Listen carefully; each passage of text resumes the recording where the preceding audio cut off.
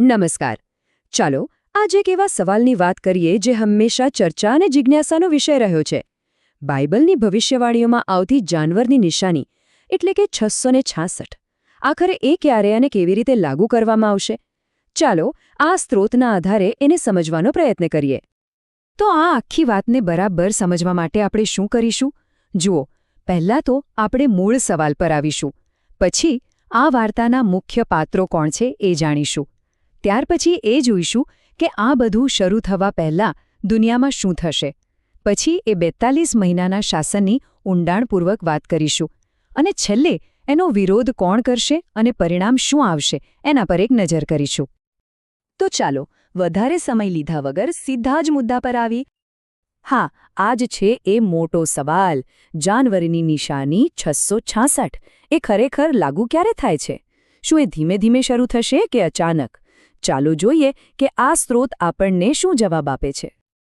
સારું, તો જવાબ એકદમ સીધો છે. આ નિશાની કોઈ લાંબા સમય માટે નથી, પણ એક ચોક્કસ સમયગાળા માટે જ લાગુ થાય છે, ફક્ત 42 મહિના માટે. પણ સવાલ એ છે કે આ બધું શરૂ કેવી રીતે થાય છે? આની પાછળ કોણ છે? એ સમજવા માટે આપણે આ ભવિષ્યવાણીના મુખ્ય પાત્રોને ઓળખવા પડશે. તો આ ભવિષ્યવાણીમાં જે સાંકેતિક પાત્રોનો ઉલ્લેખ છે, ચાલો એમને જરા નજીકથી ઓળખીએ. પહેલું છે લાલ જાનવર. હવે આ કોઈ સાચું જાનવર નથી. આ સ્ત્રોત પ્રમાણે આ એક વૈશ્વિક મહાસત્તાનું પ્રતીક છે. સમજો કે એક વર્લ્ડ ગવર્મેન્ટ. પછી આવે છે બેબીલોનની વેશ્યા, જેને વિનાશનો પુત્ર પણ કહેવામાં આવે છે. આ કોઈ એક વ્યક્તિ કે સંસ્થા હોઈ શકે છે, જે ધર્મ અને રાજનીતિ બંને પર અમોઘ પ્રભાવ ધરાવે છે. અને ત્રીજું પાત્ર છે જમીનનું જાનવર. આને જૂઠો પ્રબોધક પણ કહી શકાય. એનું કામ શું?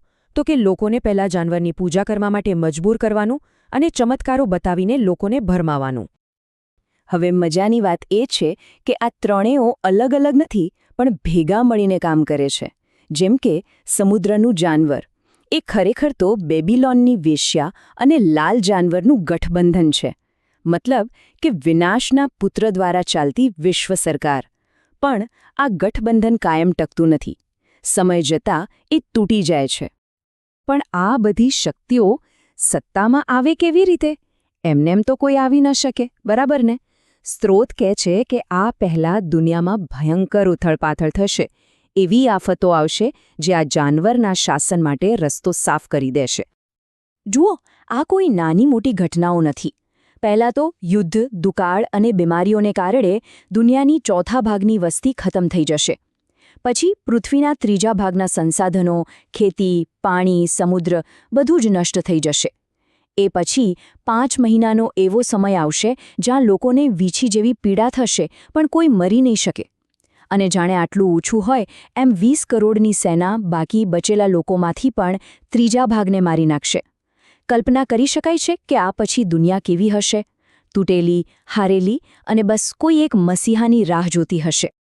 એટલે જો આપણે આજની 8 અબજની વસ્તીનો હિસાબ લગાવીએ તો આ આંકડો લગભગ 5.5 અબજ લોકોના મૃત્યુ સુધી પહોંચી શકે છે.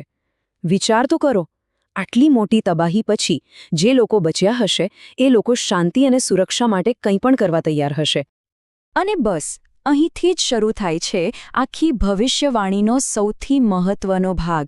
આ વૈશ્વિક તબાહી પછી જાનવર સત્તા પર આવે છે.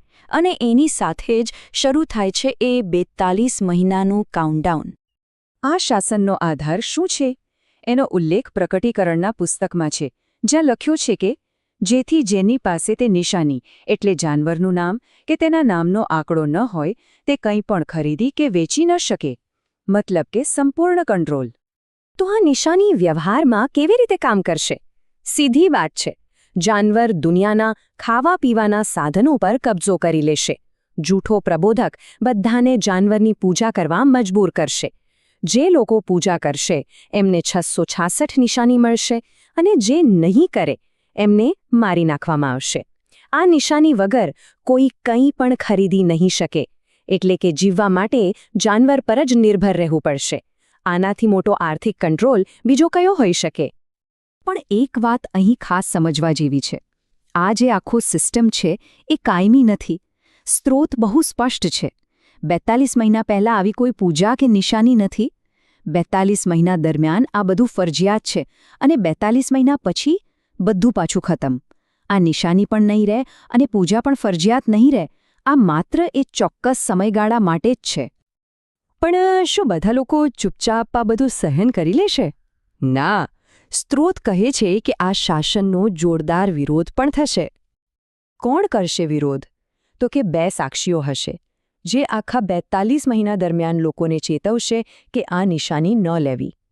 એમની સાથે હશે 1,44,000 લોકોની એક સેના જે સંતોની રક્ષા કરશે અને જાનવરની શક્તિઓ સામે લડશે.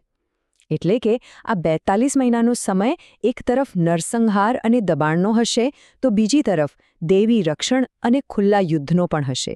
બધું એક સાથે ચાલશે. અને પછી 42 મહિના પૂરા થતાં જ આખી સિસ્ટમ પડી ભાંગે છે.